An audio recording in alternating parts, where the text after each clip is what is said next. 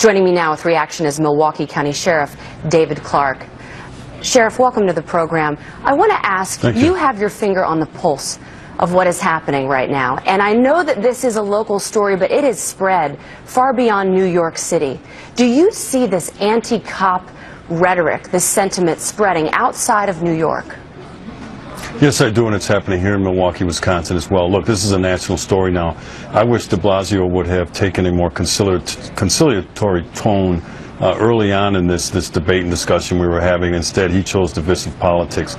I think his now support for law enforcement is a day late and a dollar short. I think it's hollow. I think it's insincere. But there's a way out of this, and here's what I would suggest. Bill de Blasio started this rift, and if he wants to sound sincere in his support for NYPD and law enforcement all across America, he's going to have to issue a public statement or a written statement disavowing any further association with race hustler Al Sharpton. Al Sharpton is a vulgar human being. He's divisive and he spews hate. I think that would go a long way in showing their commitment. And I would suggest that the President of the United States and Eric Holder, the Attorney General, do the same thing. If you remove this race demagogue, Al Sharpton, from the equation, I think all sides would be willing to come together and start a new relationship. And then it would be up to the New York Police Union head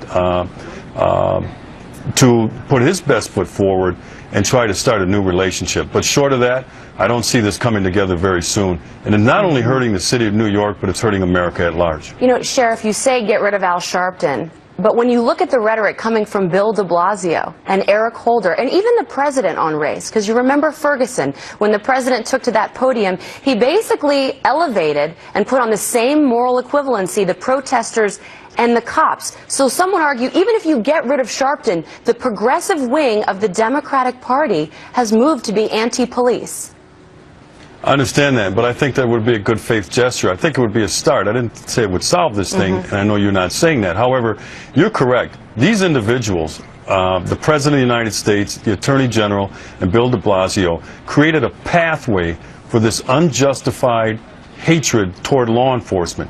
But this is solvable, but I think someone's going to have to, and that someone, I think, starts at the top, at the very highest offices of this land, including the office of mayor of New York, is going to have to show a good faith effort. And I just think that symbolically, getting rid of Al Sharpton, no person holding a high position in the United States should keep company with Al Sharpton, should take counsel from Al Sharpton, or be seen with him. So I'm just saying that would be a good first step toward a new relationship to bring this country back together and bring these communities back together in support of our heroes, the American police officer. Sheriff, what about this? We're learning this evening that the White House will be sending Vice President Joe Biden to the funerals of the two slain police officers.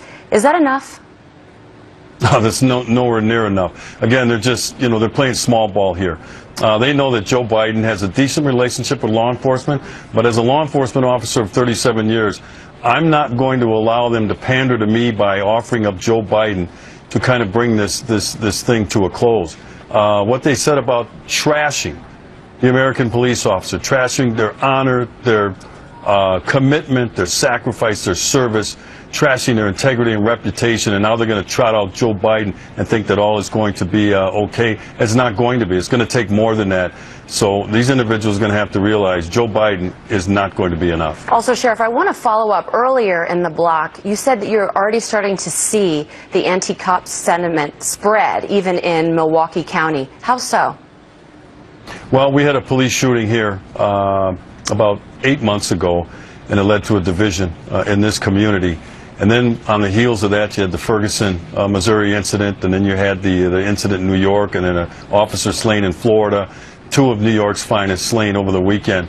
It's starting to grow that fervor. That's why I said creating that pathway that these individuals did, and there was political gain for it, they're going to have to give that political capital back.